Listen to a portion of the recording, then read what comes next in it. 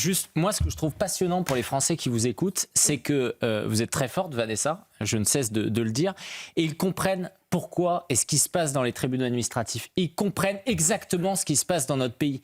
Parce que, je ne crois pas me tromper, que vous êtes notamment l'avocate de ceux qui sont contre Robert Ménard, qui veulent le faire sanctionner aujourd'hui. Donc, c'est-à-dire pour avoir violé la loi et faire obstruction aux instructions du procureur de la République. Mais vous savez, moi, je suis en accord avec vous.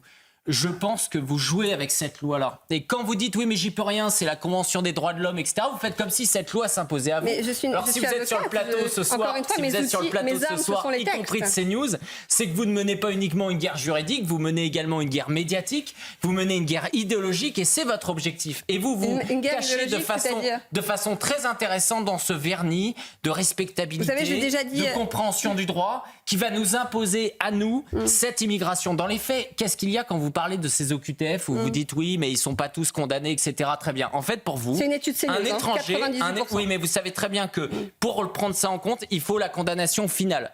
Pour vous, en fait, un étranger, vous allez le considérer comme dangereux uniquement le jour où il aura violé quelqu'un ou le jour où il l'aura tué. Pardonnez-moi, un Français pareil, je vais le considérer comme dangereux quand il aura commis un crime ou un délit, mais pas avant. C'est du bon sens. La population en France qui est étrangère. Ce que vous dites, Vanessa, on peut dire tout sauf que c'est du bon sens. Parce que le bon sens, c'est de dire que quelqu'un est dangereux une fois qu'effectivement il a été condamné à un crime ou un délit. C'est des statistiques. Aujourd'hui, il y a une surreprésentation de la délinquance chez les populations étrangères. C'est une statistique. Et vous, qu'est-ce que vous choisissez de faire? Vous choisissez de prendre le risque. La surreprésentation dont vous parlez, il y a 6,9% de la population qui est étrangère et c'est 23,5% des prisonniers aujourd'hui. Moi, j'aimerais tellement qu'on parle des victimes. Est-ce qu'on peut parler des victimes? Je suis en train de parler, Karima. Oui, mais c'est ça que je dis. Je suis en train de me dire qu'on est en train de m'imposer. On me dit, on continue à accueillir des Afghans. On a 80 000 Afghans sur le territoire en France, 100 000. On sait très bien que chez les Afghans, eh bien, il y a une problématique immense d'intégration, il y a une problématique de violence, il y a une problématique de viol, il y a des problématiques de meurtre. Et vous êtes chez certains, mais vous êtes prêts. Mais bien entendu, s'il y avait 100 000, il y aurait un vrai problème. Mais vous êtes capable de prendre le risque de vous dire, c'est pas mon problème parce qu'au nom de mon idéologie, on va accueillir tout le monde. Et pourquoi est-ce que vous ne parlez pas qui sont là et qui veulent la sécurité? Pourquoi est-ce que vous ne parlez pas de ceux qui prennent soin de vos malades? Pourquoi est-ce que vous ne parlez pas de ceux qui prennent soin de vos anciens? Pourquoi est-ce que vous ne parlez pas de ceux qui prennent soin de vos enfants? Pourquoi est-ce que vous ne parlez pas des médecins? Vous savez que quand vous regardez je le dis tout le temps, je suis contre l'immigration de travail pour cette raison-là. Même pour la médecine, on vit des vies de médicaux. Encore une question de ça, bête vous et nous simple. imposez tout. C'est de l'hyperviolence, moi évidemment ça me scandalise. Mais bon, faut pas s'étonner, on en avait parlé quand il y a un mois et demi, les journalistes de Frontières déjà se faisaient bousculer et prendre des coups de pression à l'Assemblée nationale par des députés LFI, PS et PC. C'est ça l'exemple qui est donné. Et aujourd'hui, on se retrouve dans des meetings politiques où les différents journalistes de droite, en règle générale, ne peuvent pas y aller sans avoir un service de sécurité ou sans être agressés. Lorsqu'il y a une agression, on n'entend jamais ces députés de la France insoumise de condamner ce genre de fait. Donc aujourd'hui, là, ça va être intéressant. Un journaliste de France Info, mais c'est sidérant. Et dans le même temps, c'est pas étonnant parce qu'il faut comprendre que ces gens-là sont ultra sectaires. Ils considèrent que tout ce qui est à droite de Jean-Luc Mélenchon, c'est les nazis. Ce sont les racistes en permanence. Ils vont considérer que Emmanuel Macron est un fasciste. Donc, qui se disent que France Info aujourd'hui, qui, pardonnez-moi, est quand même extrêmement sympathique à l'égard de Jean-Luc Mélenchon, ne va jamais parler du parti de l'extrême gauche, tout comme ils vont parler du parti de l'extrême droite sur le Rassemblement national, ça montre le degré de sectarisme et d'hyperviolence à quelques mètres des députés, parce que là, on n'est pas dans une rue parallèle, éloigne de la place de la République. Et c'est ce qu'on disait tout à l'heure avec Pascal. Imaginez un meeting du Rassemblement national ou de la droite, place de la Concorde, que sais-je, et une journaliste en plein duplex se faire agresser de la sorte. Mais là, on est les seuls à en parler ce soir. Alors j'imagine peut-être que ça va prendre et que demain certains en parleront, mais ça serait breaking news sur toutes les chaînes info. Si c'était le cas, vous auriez tous les députés LFI qui vous appelleraient pour vous dire « je veux témoigner en direct ». Vous seriez là en train de prendre 15 minutes de votre temps pour essayer de lire tous leurs tweets. Et aujourd'hui, il faut un petit peu chercher pour les trouver. Ils vont être obligés de communiquer. Voilà. Mais faut pas ne serait-ce que parce qu'on en parle. Mais il ne faut pas s'étonner. Il y a certains journalistes d'extrême gauche qui sont habitués, qui se disent « tiens, est-ce qu'on ne regarderait pas cette journaliste ?» à se demander si dans son CV, il n'y a pas quelque chose qui pourrait l'amener vers la droite. On va regarder ses posts LinkedIn, on va regarder ses likes LinkedIn. Et si jamais elle avait, au malheur pour elle, des connivences avec des gens du centre, disons, ils vont la lâcher. Mais là, elle donne elle fait un signe de rejet envers la personne qui l'insulte. J'ai vu sur les réseaux sociaux parler d'altercation. On va les mettre sur un même plan. Vous voyez, c'est comme Thomas Crépol. On était Rix, c'est 2 bandes rivales. Et là, on parle d'altercation pour mettre la victime et le bourreau sur un pied d'égalité. C'est impressionnant comme ils savent à chaque fois retourner. C'est tout réécrire tout le temps. Et c'est de la part quand même de gens qui nous font des commissions d'enquête sur la démocratie, qui se disent lutter contre le fascisme, etc., mais qui effectivement piétinent tous ces éléments-là. C'est terrible, mais on a un président qui n'aime pas les Français.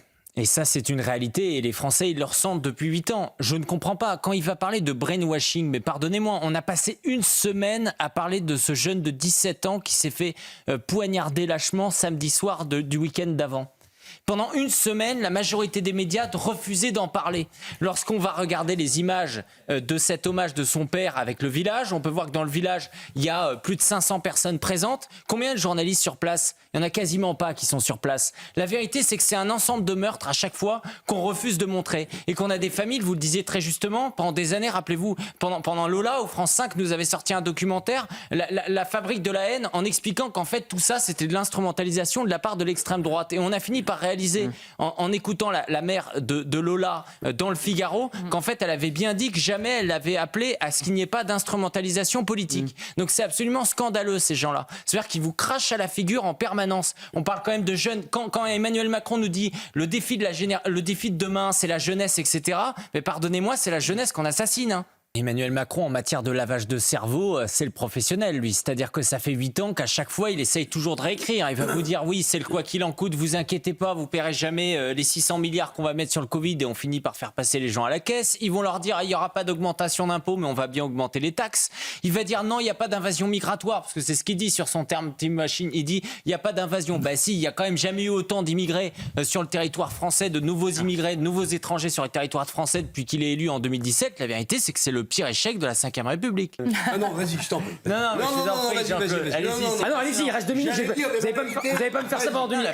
Eric, c'est que c'est l'échec de la France black blanc beurre. Voilà. C'est-à-dire que c'est l'échec de tout ce qu'on nous a vendu depuis 25 ans. C'est-à-dire que l'immigration allait nous apporter, la Coupe du Monde, ça c'est vrai qu'on l'a eu, mais tout le reste, en revanche, c'était la Silicon Valley du 93, toutes ces richesses, l'immigration est une chance pour la France, tout ça, nada. Et donc aujourd'hui, maintenant que ce peuple, il est français parce que on les a naturalisés ou alors parce qu'ils sont nés sur le territoire français, on est obligé d'accepter. Et si on n'accepte pas, on est des xénophobes, on est des racistes. Et donc Emmanuel Macron, quand il se passe ce qui se passe là avec des émeutes, il est obligé de dire quoi ? Éteignez la télé, commencez à dire bravo et aller au sommet des océans. C'est une capacité de se victimiser, c'est le bout de l'opération de communication du début, hein. Ils ont passé une semaine à être dans un équivalent de Spring Break où ils étaient avec Greta Thunberg, on se demandait bien ce qu'elle faisait là. Imaginez, on a quand même failli lui donner le prix Nobel de la paix, à faire leurs photos. Rappelez-vous comment il y a quelques jours, c'était je crois dans la nuit du 3 juin, où elle avait commencé à dire « Ah, il y a des drones au-dessus de nos têtes, ils vont vouloir nous tuer, etc. » Elle aurait rêvé qu'on fasse le Rainbow Warrior contre elle. C'est-à-dire que c'était ça. Elle disait tout le temps « Vous allez voir, ils vont couler mon bateau, ils vont couler mon bateau. » Et ce qui est arrivé finalement, c'est le scénario le plus classique de l'armée israélienne qui effectivement va intercepter ce bateau. Et tout cela dans le calme. On a pu voir Rima Hassan qui elle-même souriait sur les images, qui accepte, d'ailleurs c'est amusant parce que pour le coup elle accepte, elle est habituée plutôt au boycott des produits israéliens. Là-dessus, il n'y avait absolument aucun problème. Et derrière, ces gens-là vont nous parler d'otages. Je ne sais pas s'il y a moi qui suis choqué par le fait que dans cette opération de communication, il y a Rima Hassan qui fait son coup de buzz et Emmanuel Macron dans la foulée, en fait, qui va complètement dans son sens. Moi, ça me surprend. C'est-à-dire que Rima Hassan, quand elle va sortir de prison dans quelques heures, elle va découvrir ça et elle va se dire c'est gagné. Parce qu'à quel moment vous pouvez penser que dans la population, son discours ne va pas se favoriser, ne va pas éclore, ne va pas prospérer dans la mesure où la France insoumise et Emmanuel Macron, sur cette opération-là, sont totalement alignés. Et ça nous renvoie à la question tout à l'heure sur le nombre de gens qui les soutiennent. Je suis désolé, à quel moment on peut imaginer aujourd'hui que la majorité des musulmans français sur le territoire soutiennent Israël ? Bien entendu, aujourd'hui, qui soutiennent Gaza, la création d'un État palestinien, etc. C'est quelque chose d'absolument logique. Donc, il y a un terreau qui fait que cela prospère. Et juste un petit élément, effectivement, depuis 15 jours, c'est 1200 convois humanitaires qui sont rentrés dans Gaza, 11 tonnes, 11 millions également de repas qui ont été distribués. Et ça, c'est un des éléments de propagande aussi de Jean-Luc Mélenchon qu'il ne met pas en avant. Ouais, on est passé de 2022 de 424 actes antisémites qui avaient été répertoriés à plus de 2300 en fin 2023, et majoritairement après le 7 octobre. quand on regarde cette interview, c'est choquant en fait. On se demande dans quelle société on a basculé depuis 2 fois en quelques jours, il a agressé ce monsieur. Et il se retrouve où? À Neuilly-sur-Seine et à Deauville. C'est-à-dire pas dans des quartiers normalement qui sont menacés, où il y a une insécurité galopante, etc. C'est-à-dire que c'est fondamentalement de l'antisémitisme. Et la personne qui l'attaque, c'est un Palestinien en situation irrégulière en Allemagne. Non mais il y a tout dans cette histoire. Dans quel monde on vit? C'est-à-dire que on va accueillir des Palestiniens, mais avec le droit de se promener dans les différents Länder d'Allemagne. C'est là on réalise que c'est lunaire. Et en même temps, pas de contrôle pour venir chez nous, etc. Ah bah non. Il est en situation irrégulière en Allemagne. Il a le droit de se déplacer au sein de l'Allemagne malgré sa situation irrégulière. Donc il n'y a pas que chez nous qu'on marche sur la tête. Et on le retrouve à Neuilly en train d'agresser un rabbin. Et on ne se dit pas que, vu comme il est antisémite de façon notoire, ça aurait pu se détecter à un moment. Donc, vous avez vu l'article de Libération ? Est-ce que vous avez vu l'article de Libération ? Ah là là, inversion totale des valeurs, parce que il a visiblement... C'est le pauvre palestinien, on s'en est mal occupé. Exactement, exactement, vous les connaissez bien. C'est les Allemands avec la montée de l'extrême droite, voilà. C'est un peu trop raciste. Neuilly-sur-Seine, un Palestinien hospitalisé sous contrainte après avoir agressé un rabbin à coups de chaise.